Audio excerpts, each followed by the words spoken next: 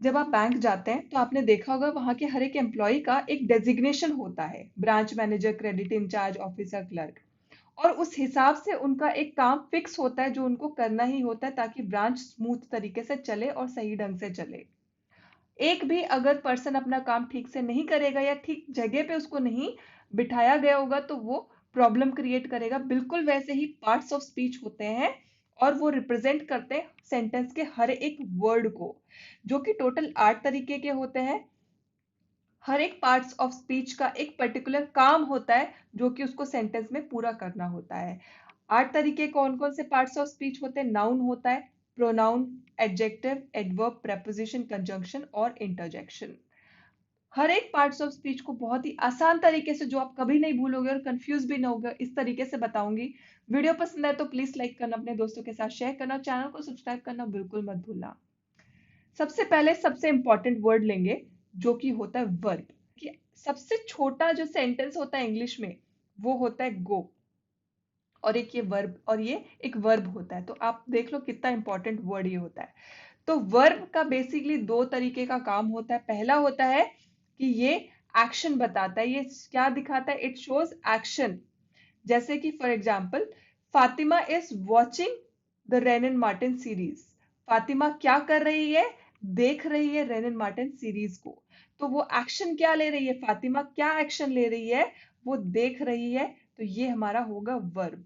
तो पहला काम इसका ये है कि ये बताता है हमको एक्शन, और ज्यादातर टीचर्स और ग्रामर बुक आपको यहीं पे रोक देंगी कि ये सिर्फ एक्शन बताने वाला वर्ड होता है, लेकिन नहीं। और इसका जो दूसरा फंक्शन होता है वो बताता है हमको स्टेट या फिर situation. For example, he is a doctor. वो क्या है? वो डॉक्टर है। इज यहाँ पे क्या है? बता रहा है हमको state, to be. To be का फॉर्म क्या है? इज। ठीक है, वो एक डॉक्टर है। तो यहाँ पे जो वर्ब है इसको हम स्टैटिक वर्ब भी बोलते हैं। Static verb. क्यों हम इसको स्टैटिक वर्ब भी बोलते हैं? क्योंकि ये हमको स्टेट ऑफ बीइंग बता रहा है। क्या? इसमें एक्शन तो नहीं ले रहा है, लेकिन ये वर्ब है, एक्शन नहीं बता रहा है, लेकिन वो क्या है, उसका स्टेट क्या है, स्टेट ऑफ बीइंग बता रहा है। इसको हम स्टैटिक वर्ब भी बोलते हैं। और वर्ब का दूसरा काम ये होता है कि वो सिचुएशन या फिर स्टेट बताता है। पहला होता है कि वो एक्शन बताता है। आई होप आपको क्लियर हो गया होगा। अब बात करेंगे नाउन की। Noun is a name. Noun नाम दिया गया है किसको? कोई भी पर्सन, कोई भी प्लेस, कोई भी एनिमल, फीलिंग या फिर आइडिया को व्यक्त करने वाले वर्ड को। जब हम एक सेंटेंस में पर्सन, प्लेस, एनिमल, थिंग को यूज करेंगे तो ये वही सारी चीजें जिनको आप छू सकते हैं, देख सकते हैं। लेकिन फीलिंग्स और आइडियाज को हम एब्स्ट्रैक्ट नाउन भी बोलते हैं क्योंकि हम इनको खाली महसूस कर सकते हैं। Let us see the example. और दूसरी चीज मैं आपको ये बताना चाहूंगी कि जो नाउन होता है हम इसको as a subject and and object दोनों के जैसा यूज कर सकते हैं। फॉर जैसे एग्जांपल में दिया है, रोहन लाइक्स चॉकलेट। लाइक्स क्या है? यहाँ पे एक्शन है, उसको क्या पसंद है, जो मैंने अभी आपको बताया वर्ब। तो रोहन क्या है? पर्सन है, तो ये एक नाउन हो जाएगा। और उसको क्या पसंद है? उसको चॉकलेट पसंद है, वो एक थिंग है, तो ये भी एक नाउन हो जाएगा। किसके बारे में बात करें? रोहन, तो रोहन हमारा सब्जेक्ट है। और उसको क्या पसंद है? ऑब्जेक्ट, वो है चॉकलेट। तो हमारा जो सब नाउन है वो एक सब्जेक्ट और ऑब्जेक्ट दोनों के जैसे बिहेव कर सकता है। Late us see another example. Fatima got the jar of chocolates which is kept on the table. Fatima chocolates का जार लेके आई है, और उसने, और वो जो जार है वो टेबल पे रखा है। तो आइए देखते हैं इसमें कौन कौन सा नाउन है। फातिमा पर्सन है, ठीक है, तो ये एक नाउन हो जाएगा हमारा। Got the jar, got the jar, क्या लेके आई है वो? जार लेके आई है, तो जार अगेन यहाँ पे क्या है? थिंग है, तो ये एक नाउन हो जाएगा। ऑफ चॉकलेट, किसका जार? चॉकलेट्स का जार लेके आई है, थिंग है, तो चॉकलेट अगेन एक नाउन हो जाएगा। Which is kept on the table, जो कि रखा है किस पे? टेबल पे रखा है, तो ये भी नाउन हो जाएगा। तो फातिमा, जार, चॉकलेट, टेबल, ये हमारे सेंटेंस में नाउन है। और कितने भी नंबर ऑफ नाउन्स हम डिपेंडिंग ऑन द हमारी रिक्वायरमेंट हम एक सेंटेंस में यूज कर सकते हैं, और वो सब्जेक्ट और ऑब्जेक्ट दोनों के जैसा बिहेव कर सकता है। अब बात करेंगे प्रोनाउन की। कोई भी ऐसा वर्ड जो रिप्लेस करे नाउन को, कोई भी ऐसा वर्ड जो नाउन को रिप्लेस करे एक सेंटेंस में, उसको बोला जाएगा प्रोनाउन। अगर हमारा जो नाउन है वो उस पर्टिकुलर सेंटेंस में एज अ सब्जेक्ट हमने रखा है, तो हम उसको सब्जेक्ट प्रोनाउन से रिप्लेस करेंगे। जैसे कि I, you, we, they, he, she, it, इनसे रिप्लेस करेंगे अगर हमारा नाउन एज अ सब्जेक्ट है उस सेंटेंस में। अगर हमारा नाउन उस सेंटेंस में ऑब्जेक्ट के जैसा यूज किया गया है, तो हम उसको ऑब्जेक्ट प्रोनाउन से यूज करेंगे। Me, you, them, him, her, it. मैं आपको हर एक पार्ट्स ऑफ स्पीच के ऊपर एक डिफरेंट लेक्चर बना के दूंगी, जो उसको डिटेल में उसके टाइप्स, वैरायटी, जो भी एग्जांपल्स है, हर चीज को, और उसको हाउ टू आइडेंटिफाई, कैसे हम जल्दी से पहचान पाए, सब चीजें मैं आपको बताने वाली हूँ कमिंग वीडियोस में। तो डेफिनेटली आप चैनल को सब्सक्राइब कर लीजिए। तो जैसे कि मैंने आपको बताया कि ये रिप्लेस करेगा नाउन को, लेकिन हमको इसकी जरूरत क्यों है? जब हमारे पास नाउन है तो हमको प्रोनाउन की ऐसी क्या जरूरत पड़ेगी? तो आइए देखते हैं एग्जाम्पल में, हमको पता चलेगा। जैसे कि हम बोले अगर Fatima has been studying with Fatima's friends. Fatima पढ़ रही है किसके साथ? फातिमा के दोस्तों के साथ में। Fatima will be going to the market with Fatima's friends. आपको लग नहीं रहा यहाँ पे इतनी बार फातिमा फातिमा फातिमा आ चुका है? तो ये रीडर के लिए भी और राइटर के लिए भी काफी अजीब सा और इरिटेटिंग है, और ये अच्छी इंग्लिश भी नहीं लगती है। एक प्रॉपर क्लासी इंग्लिश, एक रिफाइंड इंग्लिश भी नहीं है। तो हम इसको, इस डुप्लीकेशन को हटाने के लिए, हम यूज करेंगे प्रोनाउन। तो आइए देखते हैं कैसे हम यूज कर सकते हैं प्रोनाउंस को यहाँ पे। Fatima has been studying with her friends. क्योंकि यहाँ पे हमारा फातिमा's फ्रेंड यहाँ पे एक ऑब्जेक्ट था, तो हम ऑब्जेक्ट प्रोनाउन से रिप्लेस करेंगे हर फ्रेंड। वो किसके साथ पढ़ रही है? अपने दोस्तों के साथ पढ़ रही है।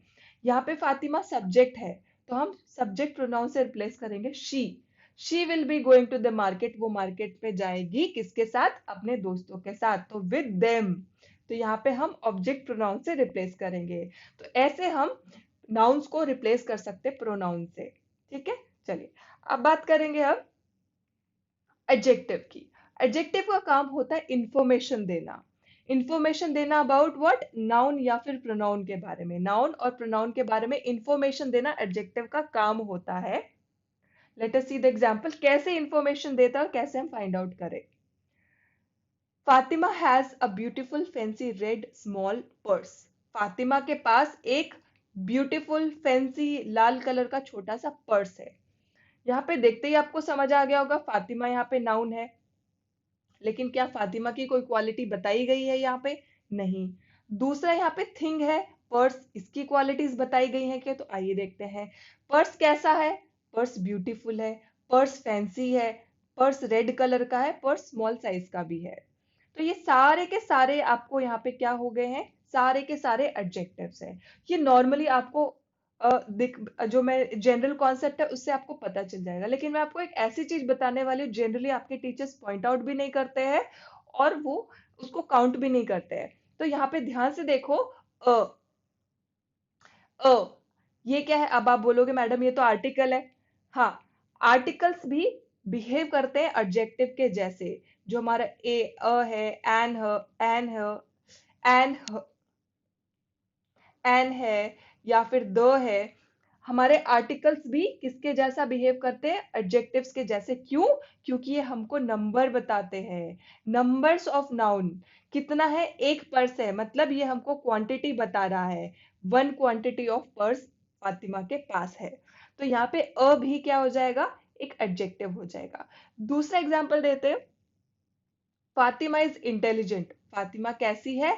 इंटेलिजेंट है। तो यहाँ पे देखो, जनरली अगर आप नॉर्मली एक सेंटेंस का स्ट्रक्चर देखोगे तो यहाँ पे क्या आता है? सब्जेक्ट, वर्ब, ऑब्जेक्ट का ये नॉर्मल स्ट्रक्चर है। लेकिन जरूरी नहीं है कि ये हमेशा यूज किया जाए। ये गलत भी नहीं है, लेकिन हमेशा सही भी नहीं होता है। अभी आप यहाँ पे देखो, फातिमा क्या है?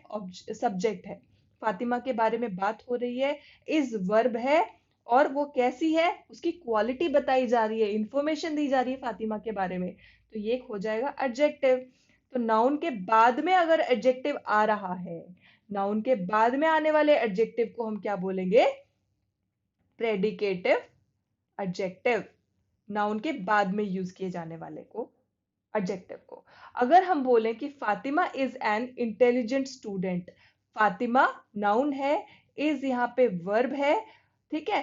एन इंटेलिजेंट यहाँ पे एन क्या है, आर्टिकल है, आर्टिकल है जो कि एक क्या कैसा बिहेव कर रहा है, एक एडजेक्टिव के जैसा, क्योंकि एन इंटेलिजेंट एक इंटेलिजेंट है, तो ये भी एक एडजेक्टिव के जैसा बिहेव कर रहा है, बट जनरली हम इसको काउंट नहीं करते हैं।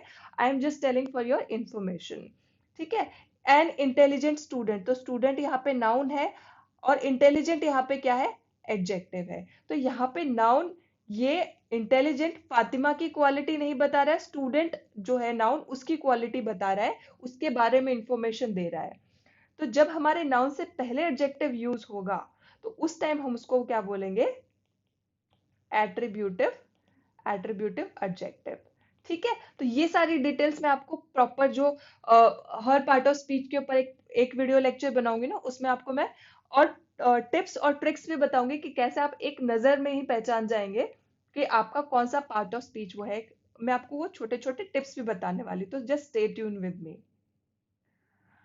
अब हम बात करेंगे एडवर्ब की। तो जैसे एडजेक्टिव इंफॉर्मेशन देता है नाउन और प्रोनाउन की, उसी तरीके से एडवर्ब इंफॉर्मेशन देता है किसकी, वर्ब की, वर्ब की, एडजेक्टिव या फिर अदर एडवर्ब की, ठीक है, वो उनके बारे में इंफॉर्मेशन देगा। अगर आपको एडवर्ब को पहचानना, तो जनरली एडवर्ब एल वाई से एंड होता है, बट वो हमेशा नहीं होता। जैसे यूजुअली, क्विकली, यूजुअली, कंप्लीटली, ये सब एडवर्ब होंगे, लेकिन साथ ही साथ सच या फिर नाउ, हियर, समटाइम, ये भी एडवर्ब होंगे। तो ज्यादातर अगर आपको क्विकली पहचानना है तो, और आपको एल वाई से जो एंड हो रहे हैं वर्ड्स, वो ज्यादातर एडवर्ब होते हैं, ठीक है। तो एग्जाम्पल देखते हैं। Today morning he got up little lazy to a very great weather. आज वो सुबह उठा, ठीक है, का थोड़ा सा लेजी, थोड़ा सा आलस में उठा, और क्या था, एक बहुत ही अच्छा वेदर था। तो इसमें अगर हम देखें कि एडवर्ब कौन सा है और वो कैसे एक एडजेक्टिव को, एक वर्ब को और एक दूसरे एडवर्ब को मॉडिफाई कर सकता है, वो हम देखेंगे इस एक पर्टिकुलर सेंटेंस में। आपको सारा सारा इंफॉर्मेशन मिल जाएगा। देखो यहाँ पे अगर हम बोले कि वो कब उठा, वो कब उठा, यहाँ पे गॉट, गॉट अप क्या है, यहाँ पे वर्ब है, एक्शन वर्ब है। वो कब उठा, व्हेन, टुडे मॉर्निंग। तो ये इसको मॉडिफाई कर रहा है, राइट, वो इंफॉर्मेशन दे रहा है व्हेन, तो ये क्या हो जाएगा, हमारा एडवर्ब हो जाएगा, ठीक है। सीधी सीधी बात है, इंफॉर्मेशन देगा हमको वर्ब की। दूसरा हमको कैसा वर्ब के बारे में इंफॉर्मेशन दे रहा है कि वो कैसे उठा, हाउ ही गॉट अप, वो आलसी उठा, वो कैसा उठा, वो आलसी उठा, तो ये हमारा एक एडवर्ब हो जाएगा, राइट। अब बात कर लेते हैं to a very great weather. Weather यहाँ पे क्या है, मौसम है, वो हमारा नाउन है। ग्रेट क्या है, मौसम की क्वालिटी बता रहा है, मौसम के बारे में इंफॉर्मेशन दे रहा है, तो ये हमारा एडजेक्टिव हो जाएगा। लेकिन एडजेक्टिव भी क्या है, वेरी ग्रेट है। कैसा है, वेरी ग्रेट है। तो वेरी ग्रेट जो एडजेक्टिव को के बारे में इंफॉर्मेशन दे रहा है, वो हमारा एडवर्ब हो जाएगा, जो हमारे एडजेक्टिव के बारे में इंफॉर्मेशन दे रहा है। अब देखो यहाँ पे जो हमारा एडवर्ब था, कौन सा एडवर्ब था, लेजी। लेजी भी कैसा है, लेजी भी कैसा है, कम लेजी है, ज्यादा लेजी है, कुछ कुछ लेजी है, तो वो लिटिल लेजी है। तो ये हमारा दूसरे एडवर्ब को मॉडिफाई करने वाला एडवर्ब है, ठीक है। तो यहाँ पे मैं आपको एक और बार क्लियरली बोल देती हूँ ताकि आपको क्लियर हो जाए। ये हमारा वर्ब है गॉट, गॉट अप, ठीक है। एडवर्ब टुडे मॉर्निंग इसको मॉडिफाई कर रहा है वर्ब को। लेजीली किसको मॉडिफाई कर रहा है, वर्ब को। मॉडिफाई करने का मतलब क्या, इंफॉर्मेशन दे रहा है वर्ब के बारे में। तो ये हमारा एडवर्ब हो गया, ये हमारा एडवर्ब हो गया। ये ग्रेट एडजेक्टिव है, एडजेक्टिव के बारे में इंफॉर्मेशन देने वाला वर्ड क्या है, हमारा एडवर्ब, क्लियर है। लेकिन इस एडवर्ब के बारे में भी इंफॉर्मेशन देने वाला एक और एडवर्ब भी है।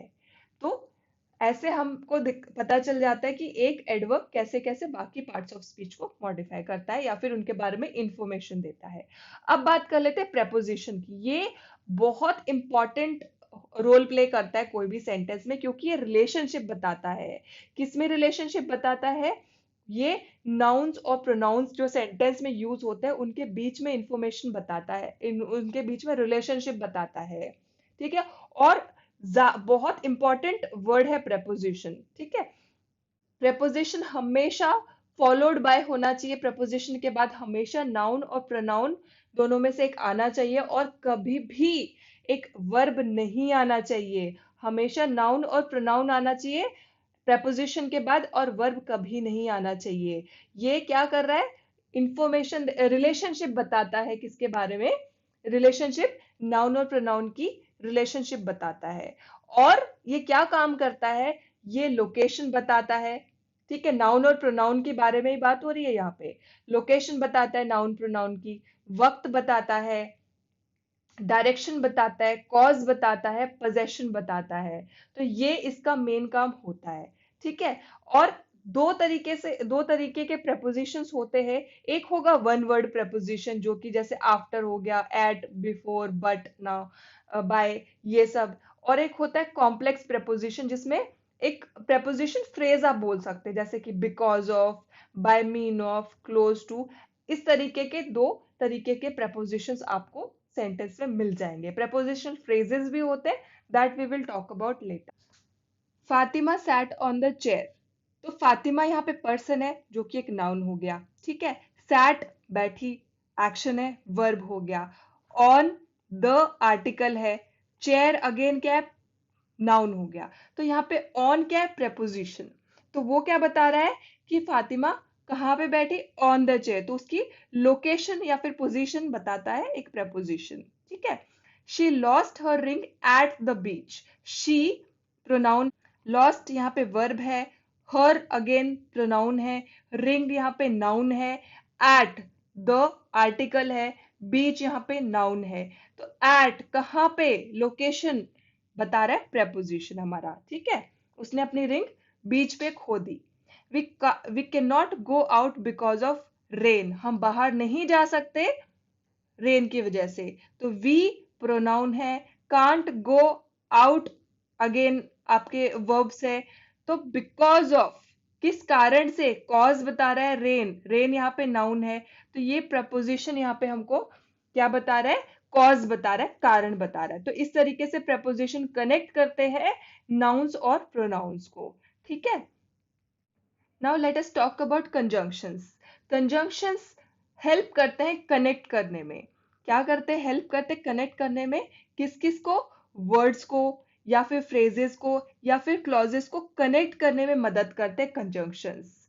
और कंजंक्शंस कौन कौन से हो सकते हैं, एंड हो सकता है, बट, और, सो, बिकॉज, ये सब कंजंक्शंस हो सकते हैं। और भी काफी सारे कंजंक्शंस होते हैं। Let us see some examples. Black and yellow are her favorite colors. Black and yellow are her favorite colors. तो यहाँ पे वर्ड्स को, दो वर्ड्स को ज्वाइन कर रहा है, कनेक्ट कर रहा है एक conjunction and. I saw you but could not recognize you. मैंने तुमको देखा पर मैं तुमको रिकॉग्नाइज, तुमको पहचान नहीं पाया। तो बट यहाँ पे क्या है, दो क्लॉजेस को क्या कर रहा है, कनेक्ट कर रहा है, दो क्लॉजेस को कनेक्ट कर रहा है। और ये यहाँ पे क्या हो जाएगा, कंजंक्शन यहाँ पे यूज किया जा रहा है। अब बात करते हैं इंटरजेक्शंस की। इंटरजेक्शंस बेसिकली वो वर्ड्स होते हैं जिनका एक्चुअली में अगर आप देखने जाओ तो कोई मतलब नहीं होता है, लेकिन उनका काम क्या होता है, वो आपको सडन इमोशन या फिर एक्सक्लेमेशन को बताते हैं। सडन इमोशन, कोई खुशी, कोई एंगर, या फिर कोई सरप्राइज, ऐसे जो वर्ड्स होंगे उनको हम बोलते हैं इंटरजेक्शंस। एग्जाम्पल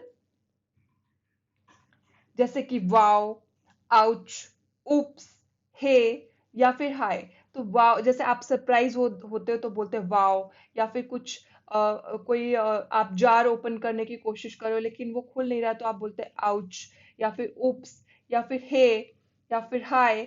ये सब क्या, ये सब वर्ड्स होते हैं interjection. So that's it guys, thank you so much for watching. Video पसंद आए तो प्लीज लाइक करो, अपने दोस्तों के साथ प्लीज शेयर कर दो, और चैनल को सब्सक्राइब करना बिल्कुल मत भूलना। I'll see you very soon with another video. Till then, take care of yourself and bye bye.